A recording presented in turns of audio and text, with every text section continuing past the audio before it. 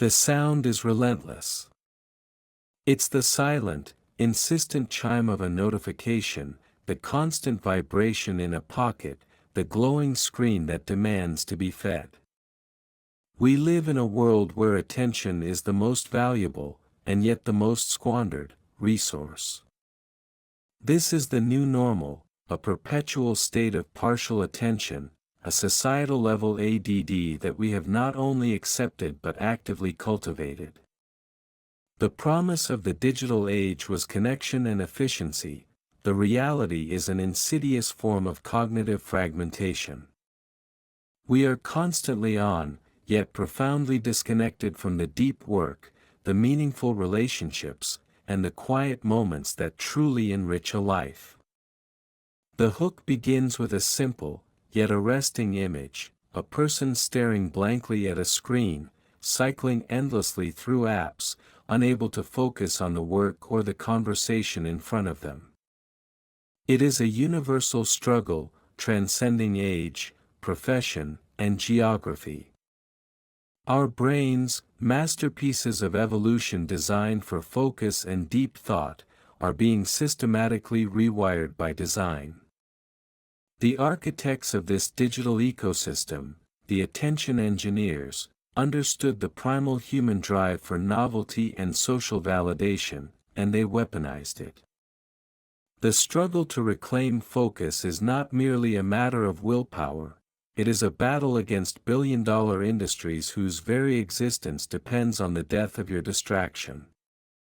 They have made the cost of distraction invisible, but the debt is being paid in creativity lost, relationships fractured, and a profound sense of never truly being present.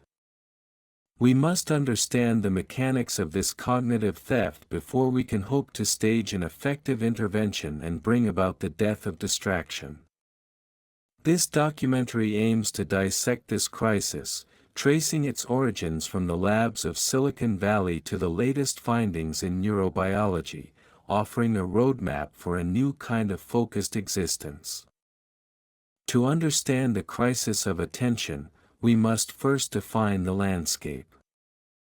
Our stage is the modern world, a vast, interconnected network where information flows freely, but focus has become a commodity more precious than gold.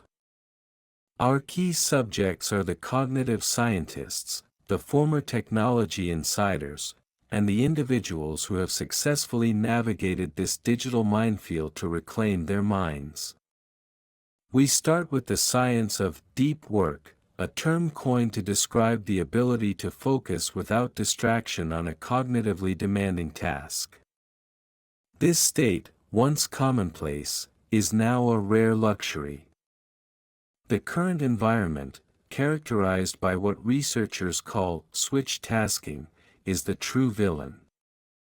Our brain is not multitasking, it is rapidly switching context, incurring a massive cognitive cost with each jump, the residual attention, or attention residue, left behind from the previous task, severely hampers performance on the next. We introduce Dr. Eleanor Vance, a neuroscientist who specializes in prefrontal cortex plasticity, explaining how constant exposure to novelty and interruption physically degrades the brain's ability to maintain sustained attention. Her lab's findings provide a stark visual representation of this cognitive decline. Simultaneously, we profile Marcus Chen, a former product manager at a major social media company, who recounts the internal meetings where time on site was the only metric that mattered, revealing the deliberate design choices, the infinite scroll, the autoplay videos, the subtle color cues, that were engineered to bypass rational thought and hook our primitive reward systems. His testimony provides the ethical backbone of the film, exposing the moral vacuum behind the attention economy. The stage is set for a conflict between human nature and machine design, between deep meaning and shallow engagement. The core mystery is simple: why do we willingly participate in our own cognitive demise? We know distraction is harmful, we feel the stress, the reduced productivity, and the lack of fulfillment. Yet, we reach for our phones an average of 80 to 150 times a day.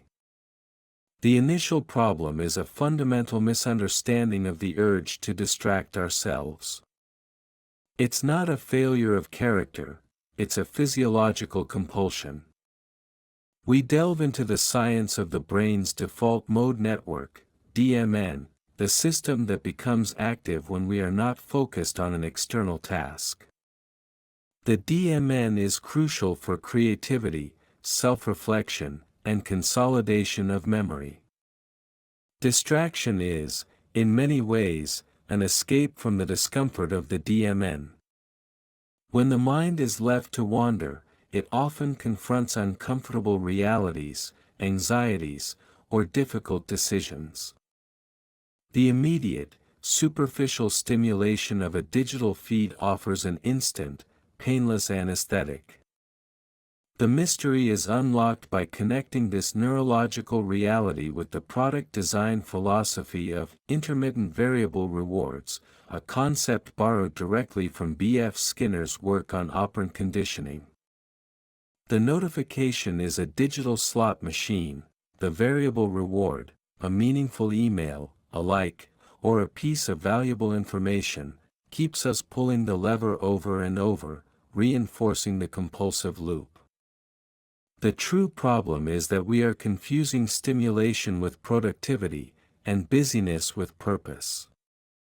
The constant flow of information creates an illusion of control, a sense that we are staying abreast of everything, when in reality, we are just skimming the surface of an ocean of data, never truly diving into the depths where profound understanding lies.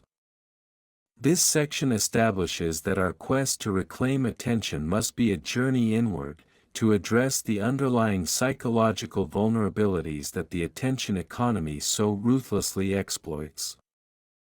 The first major clue arrived not from a neuroscientist, but from a psychologist studying flow states. The crucial discovery was the inverse relationship between the ease of distraction and the depth of meaningful output. Dr. Mihai Csikszentmihalyi's work on flow, the state of being completely absorbed in an activity, revealed that the conditions for this peak human experience, clear goals, immediate feedback, and a high challenge-to-skill ratio, are completely antithetical to the distracted environment of the modern office or home. The digital world is engineered to pull us out of flow, to break the fragile membrane of concentration before it can solidify into deep engagement. The crucial discovery in the context of distraction was the realization that boredom is not a state to be avoided, but a necessary precursor to creativity and true focus. Boredom is the mind's signal that the current task is too easy or complete, forcing the DMN to activate and engage in complex internal simulations and problem-solving. By eradicating boredom with instant gratification, we eliminate the very mechanism that drives us toward creative problem-solving and meaningful thought. The rise of the smartphone directly correlates with a sharp decline in reported moments of boredom, and, simultaneously, a corresponding drop in longitudinal metrics for sustained creative output across various fields. This section interviews individuals who have instituted boredom blocks, intentional periods of time without stimulation, and their subsequent breakthrough experiences. The clue is that the mind, when denied easy access to external novelty, will turn inward and generate its own complexity. This self-generated complexity is the engine of high-level cognitive function, and its absence is the clearest symptom of the attention crisis. The roots of the distraction crisis trace back to two distinct and powerful forces: the Cold War era focus on behavioral psychology and the early libertarian idealism of the Internet's founding fathers. The context is essential. the first social media platforms and free web services were built on a model that had to monetize the user's presence. When a product is free, the user is the product, and their attention is the currency.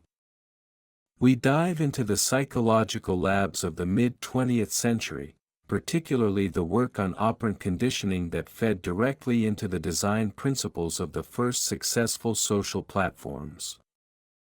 The deep dive reveals that the seemingly benign elements of online interaction, the like button, the friend request, the notification badge, are direct digital translations of laboratory-tested techniques for habit formation.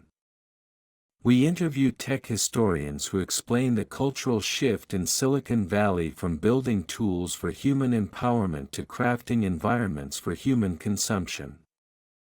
This wasn't a malicious plot hatched in a dark room, it was the inevitable outcome of a business model driven by a singular, all-consuming metric: engagement. The original context of the Internet as a decentralized library of knowledge has been overwritten by a commercialized town square designed to optimize for virality and frictionless consumption, two features that are inherently distracting. The business context of advertising-funded platforms created the necessity for a constant stream of low-quality, high-volume content, and the psychological context of human need for connection ensured that we would keep coming back for more. This section frames the crisis not as a technological glitch, but as a systemic, commercial design flaw rooted in exploiting our most basic psychological drives for profit. The debate over the cause of the attention crisis is sharply divided, leading to escalating stakes. One theory, championed by the tech industry and its apologists, is digital neutrality, the idea that technology is merely a tool, and any misuse is a matter of personal discipline or moral failing. They argue that the solution is better digital literacy and minor behavioral tweaks, such as turning off notifications. This theory effectively absolves the platform builders of responsibility and shifts the entire burden onto the consumer. The conflicting theory, supported by a growing coalition of academics, ethicists, and former industry insiders, is cognitive weaponization. This camp argues that the design is fundamentally extractive and addictive, likening the algorithms and user interfaces to highly refined forms of gambling or nicotine delivery systems. The stakes escalate when we consider the societal impact. If the first theory is correct, the future requires only minor adjustments. If the second is true, the crisis threatens democracy, productivity, and mental health on a global scale. We show evidence of this escalation: the decline in civility in public discourse, the documented rise in anxiety and depression among younger generations, and the inability of high-level executives to focus long enough to execute complex strategic plans. The ultimate stake is human agency itself, the right to control one's own mind and attention, rather than having it perpetually steered by an external, profit-driven algorithm. The tension is palpable. Are we victims of our own poor choices, or are we targets of a sophisticated, psychological manipulation campaign? The point of no return arrived not with a single product launch, but with the widespread adoption of the personalized, predictive algorithm. Before this point, a user's attention could still be considered finite, influenced by their environment but fundamentally under their control. Once machine learning models began to accurately predict what a user would engage with next, whether it was true, beneficial, or even relevant, the battle for attention was effectively lost. The system became self-optimizing, feeding us content designed not to inform or connect, but solely to hold our gaze for the next fraction of a second. This section highlights the moment the internet transformed from a pull-based system, the user searches for information, to a push-based system, the algorithm pushes content to the user. We explore the concept of filter bubbles and echo chambers, not just as political phenomena, but as highly focused attention traps. By providing a perfectly curated, self-reinforcing feed of information and stimuli, the algorithm eliminates the friction necessary for critical thought. The point of no return is the moment the machine learned more about our psychological vulnerabilities than we knew about ourselves, and began using that knowledge to keep us perpetually distracted. The stakes are now irreversible without a massive, systemic overhaul. The brain's plasticity, which was once an asset, became a liability, as the predictive models continuously trained it to crave immediate, low-effort stimulus, making the return to deep, focused attention a monumental effort. The only way back is a conscious, structured deprogramming of these learned behaviors. The halfway revelation, the midpoint twist in our narrative, is this: distraction is a choice, but it is not our choice. The twist is that the most effective way to reclaim attention is not through better time management or productivity hacks, but through a radical acceptance of the discomfort of boredom and difficulty. We have been operating under the false assumption that focus is a resource to be managed, when in reality, it is a skill to be trained.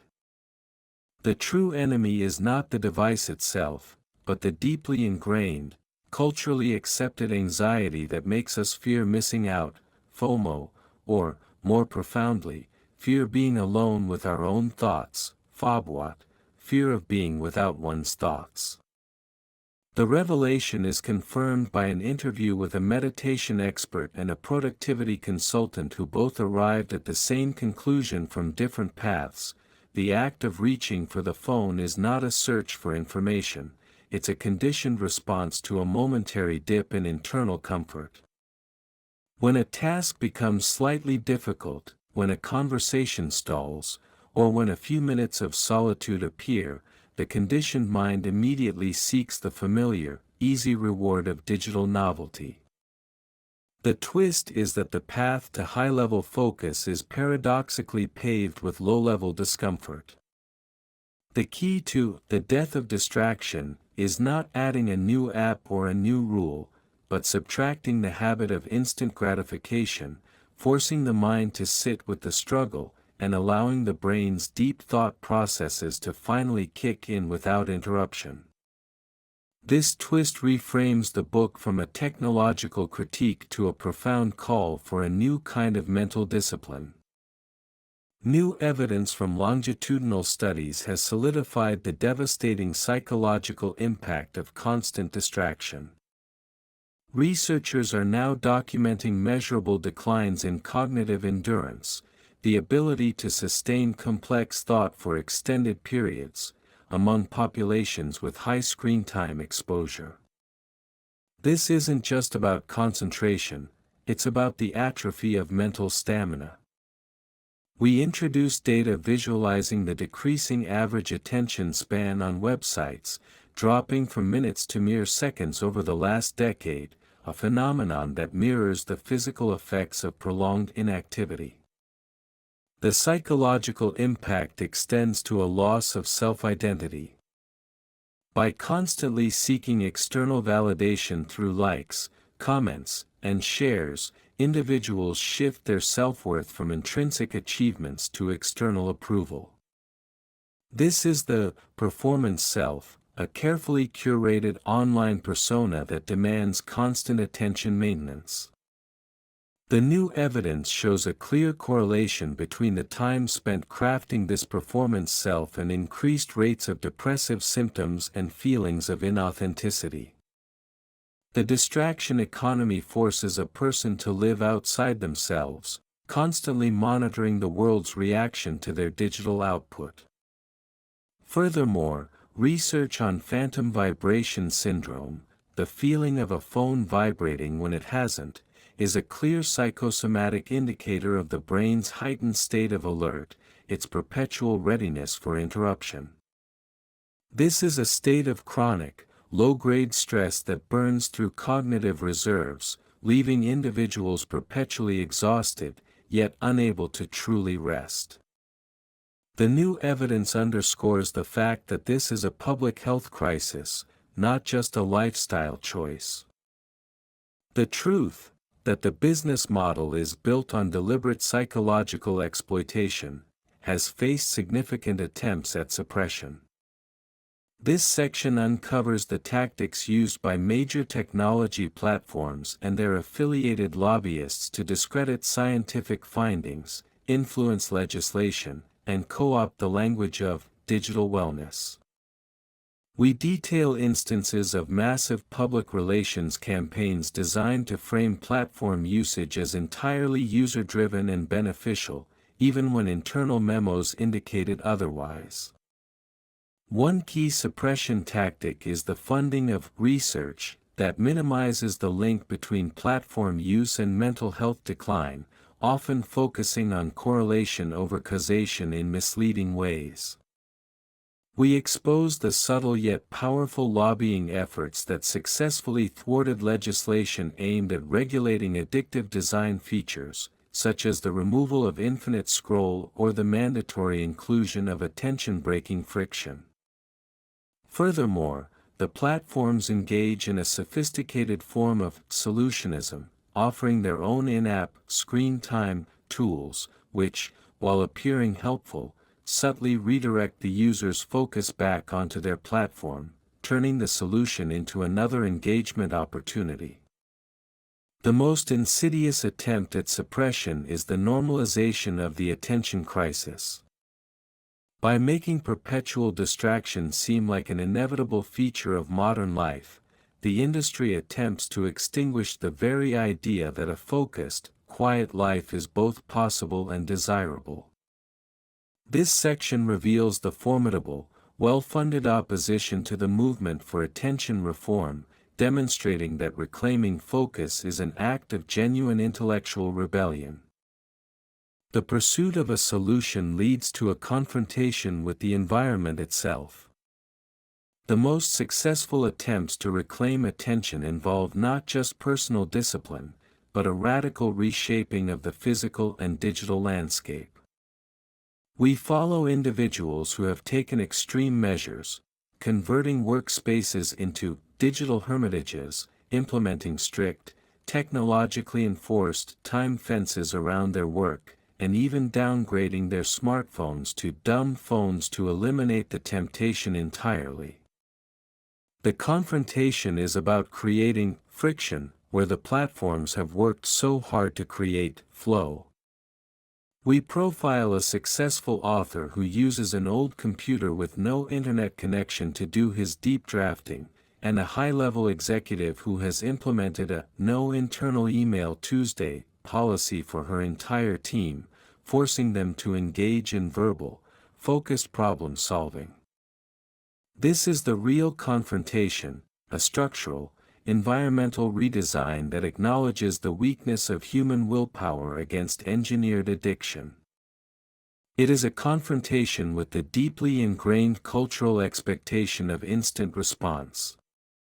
We show the initial resistance and discomfort experienced by people as they implement these strategies, followed by the breakthrough, the feeling of cognitive spaciousness and the return of meaningful, sustained productivity.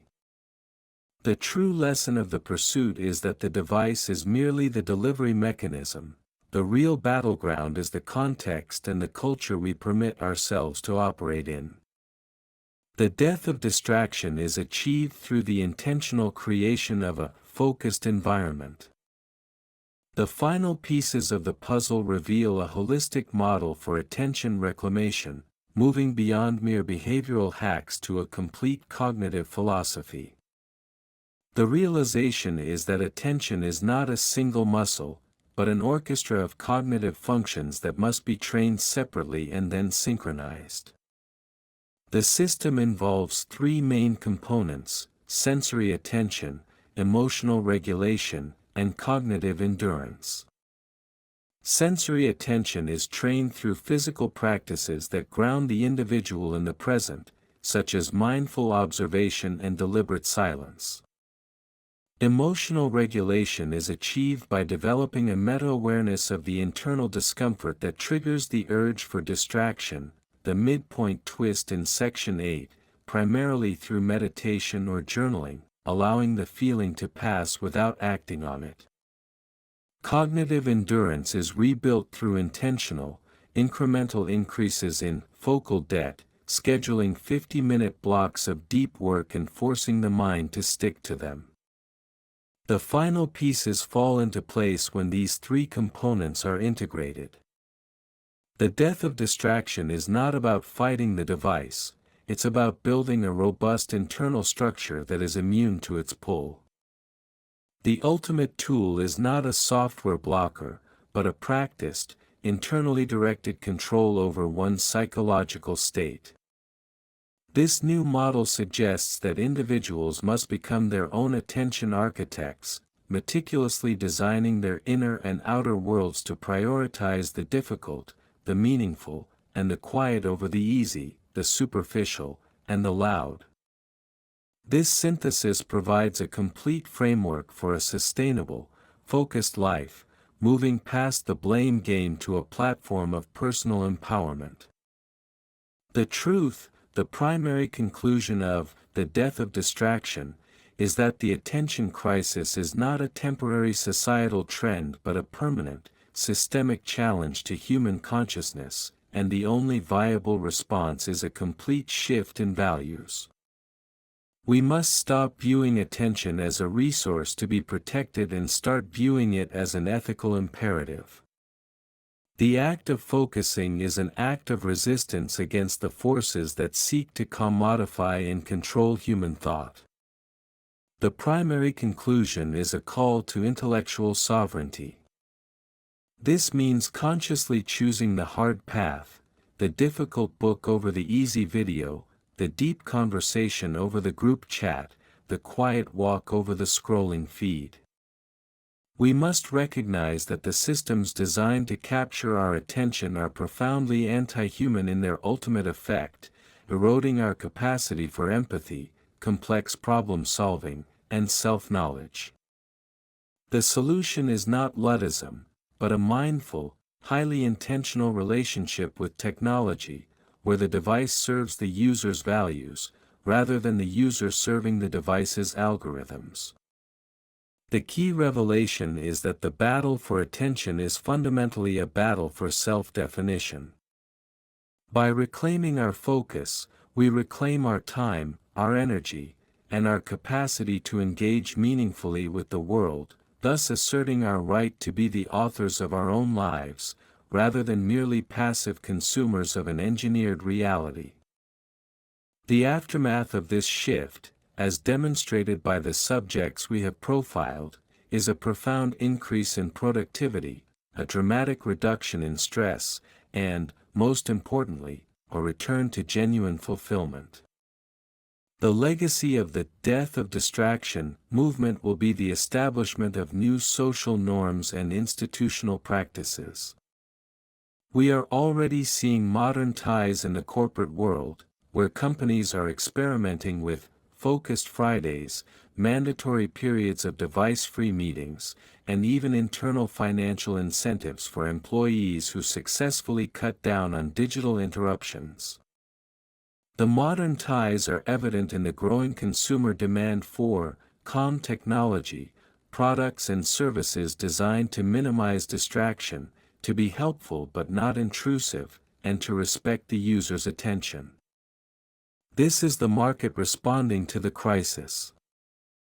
We explore the emerging field of ethical design, where product managers and engineers are deliberately building friction and off-ramps into their products to encourage users to log off and return to real life.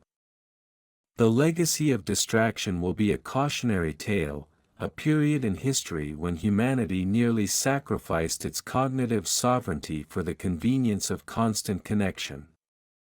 The lasting impact will be a cultural reckoning that places a higher value on solitude, deep work, and undistracted time than on constant availability and endless novelty. The future of productivity and mental health hinges on the widespread adoption of these new, attention-conscious practices. The journey from a state of perpetual fragmentation to one of sustained focus is difficult, but necessary. Our concluding summary reiterates the core arguments. The crisis is not a personal failing, but the result of deliberate psychological engineering. The solution is not a hack, but a complete environmental and cognitive overhaul, and the true key lies in embracing the discomfort of boredom and difficulty. We have defined the problem, exposed its origins, and outlined the integrated three-part solution: sensory attention, emotional regulation, and cognitive endurance. The lingering mystery is the future of human consciousness in an increasingly mediated world. As artificial intelligence advances and the capacity for technological intrusion grows exponentially, will the individual who has reclaimed their attention be a rare, powerful outlier, or will a critical mass of humanity choose to live fully present lives, forcing the technological infrastructure to adapt to human needs rather than the other way around? The death of distraction is an ongoing process, a continuous, daily decision to protect the inner landscape of the mind. The script ends with a final, powerful image: a person, not looking at a screen, but staring out a window, lost in deep, self-generated thought. The silence is profound. The attention has been reclaimed. The war is not over, but the terms of surrender have been written, and they are entirely in favor of the focused mind. The ultimate question is, now that we have the power, what will we choose to focus on?